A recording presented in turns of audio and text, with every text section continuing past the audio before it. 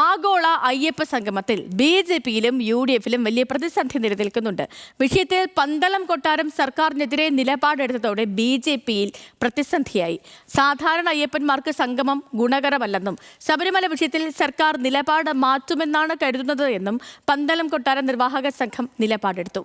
പരിപാടിയോട് വിയോജിപ്പില്ലെന്ന BJP നിലപാട് പുറത്തുവന്നതിന് പിന്നാലെയായിരുന്നു പന്തളം കൊട്ടാര നിർവാഹക സംഘം പ്രസ്താവന പുറത്തിറക്കിയത്. അതേസമയം ഈ വിഷയത്തിൽ യു.ഡി.എഫിന്റെ നിലപാട് ഇന്ന് ചേർന്ന യോഗത്തിനു ശേഷമാകും പ്രഖ്യാപിക്കുക.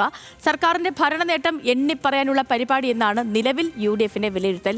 ഒത്തിരി കാര്യങ്ങളുണ്ട്. ചന്തു ചന്ദ്രശേഖർ തിരുവനന്തപുരത്ത് ഇതിന്റെ വിശദാംശങ്ങളുമായി എനിക്കൊപ്പമുണ്ട്.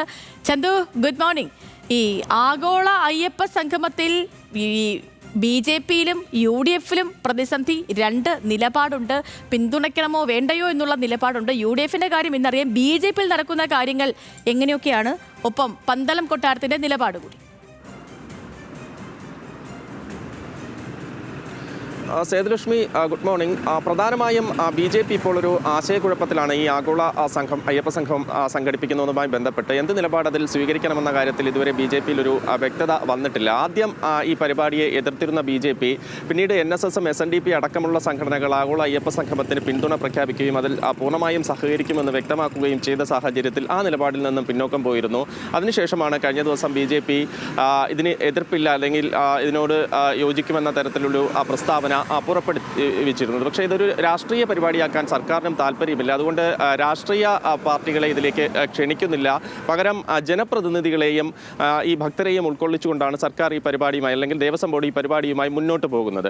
അപ്പോൾ ഇതിന് അത്ര ഒരു വിയോജിപ്പ് പ്രകടിപ്പിക്കേണ്ട കാര്യമില്ല എന്നൊരു നിലപാടിലേക്ക് ബി.ജെ.പി എത്തിയിരുന്നു. പക്ഷേ അതിനുശേഷമാണ് ഈ പന്തളം കൊട്ടാര നിർവാഹക സമിതിയുടെ ഒരു പ്രസ്താവന പുറത്തു വരുന്നത്. അതിൽ പ്രധാനമായും അവർ പറയുന്നത് നിലവിൽ ഈ ആഗോള അയ്യപ്പ സംഗമം നടത്തുന്നത് കൊണ്ട് എന്താണ് പ്രയോജനമെന്ന ഒരു ചോദ്യമാണ് ഈ പന്തളം കൊട്ടാര നിർവാഹക സംഘം ചോദിക്കുന്നത്. മാത്രമല്ല, നേരത്തെ യുവതീ പ്രവേശവുമായി ബന്ധപ്പെട്ട് പന്തളം കൊട്ടാരം വലിയ തരത്തിലുള്ള പ്രതിഷേധം നടത്തിയിരുന്നു. അതിൽ ഈ നാമജപ ഘോഷയാത്ര അടക്കം അതിലൊക്കെ പങ്കെടുത്തവർക്കെതിരെ സർക്കാർ കേസെടുത്തിരുന്നു. ഈ കേസുകൾ പൂർണ്ണമായി പിൻവലിക്കണമെന്ന ഒരു ആവശ്യം വീണ്ടും പന്തളം കൊട്ടാരം ഈ ഘട്ടത്തിൽ ഉന്നയിക്കുന്നുണ്ട്. അതിൽ സർക്കാർ നേരത്തെ വ്യക്തമാക്കിയിരുന്നതാണ്. കാരണം ഈ കേസുകൾ പിൻവലിച്ചിട്ടുണ്ട്. പക്ഷേ വളരെ കുറ്റകരമായ കാര്യങ്ങൾ ഈ നാമജപ ഘോഷയായി ബന്ധപ്പെട്ടും ശബരിമല യുവതീ പ്രവേശനവുമായി ബന്ധപ്പെട്ടും വളരെ കുറ്റകരമായ രീതിയിൽ പ്രവർത്തിച്ചവർക്കെതിരെയുള്ള കേസുകൾ മാത്രമാണ് ഇപ്പോൾ നിലനിൽക്കുന്നതെന്ന് സർക്കാർ നേരത്തെ വ്യക്തമാക്കിയിരുന്നതാണ്. മറ്റൊരു പ്രധാനപ്പെട്ട കാര്യം ഈ കൊട്ടാരം ആവശ്യപ്പെടുന്നത് ഈ സർക്കാർ നിലപാട്, സുപ്രീം കോടതിയിലെ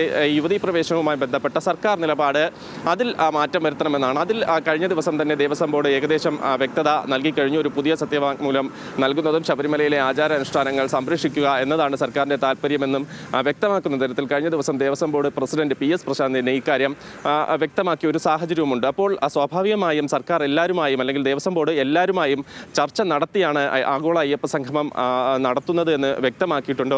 ഈ ഒരു പ്രസ്താവന കൊട്ടാരത്തിൻ്റെ ഭാഗത്തു നിന്നുണ്ടായ സാഹചര്യത്തിൽ ഉടൻ തന്നെ പന്തളം കൊട്ടാര നിർവാഹക സംഘവുമായി ദേവസ്വം ബോർഡ് പ്രതിനിധികളോ അല്ലെങ്കിൽ ദേവസ്വം ബോർഡ് പ്രസിഡന്റോ ഒക്കെ തന്നെ ചർച്ച നടത്തുന്നതിനുള്ള സാഹചര്യം ഉണ്ടാകും. ആ ചർച്ചയിൽ സ്വാഭാവികമായും അവരുടെ ഈ ഒരു അസംതൃപ്തി അല്ലെങ്കിൽ ഈ ഒരു അതൃപ്തി അത് മാറ്റിയെടുക്കാൻ സാധിക്കും. ഈ കാര്യങ്ങളൊക്കെ വ്യക്തമാക്കി അത് മാറ്റിയെടുക്കാൻ സാധിക്കുമെന്ന പ്രതീക്ഷയിലാണ് ദേവസ്വം ബോർഡ് ഉള്ളത്.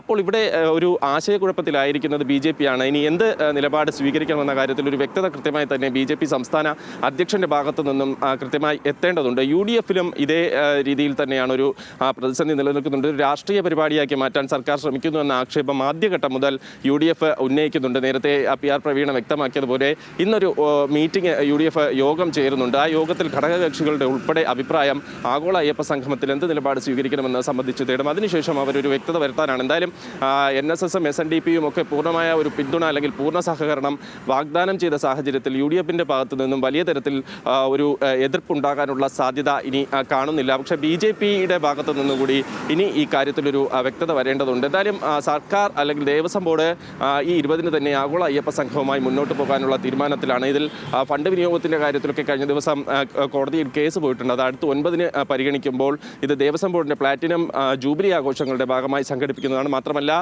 ശബരിമലയുടെ വികസനമാണ് ഇതിൽ പ്രധാന ലക്ഷ്യം. ശബരിമലയുടെ വികസനത്തിന് വേണ്ടി ഫണ്ട് ശേഖരിക്കുന്ന അടക്കമുള്ള കാര്യങ്ങളിലേക്ക് കടക്കുക, അത്തരം കാര്യങ്ങളാണ് ഇതിൻ്റെ പ്രധാന ഉദ്ദേശ ലക്ഷ്യമെന്നൊക്കെ ദേവസ്വം ബെഞ്ചിൽ ദേവസ്വം ബോർഡ് സ്വാഭാവികമായും ബോധ്യപ്പെടുത്തും. എന്തായാലും അയ്യപ്പ സംഘവുമായി മുന്നോട്ട് പോകാൻ തന്നെ സർക്കാർ തീരുമാനിച്ചിരിക്കുകയാണ്. ഓക്കെ ചന്തു, ശരി. അപ്പോൾ ആഗോള അയ്യപ്പ സംഗമത്തിലെ നിലപാടുകളാണ്, അതിലെ വ്യത്യസ്ത അഭിപ്രായങ്ങളാണ് ചന്തു ചന്ദ്രശേഖർ ഇപ്പോൾ നിലവിലെ സാഹചര്യം പ്രേക്ഷകരിലേക്ക് എത്തിച്ചത്.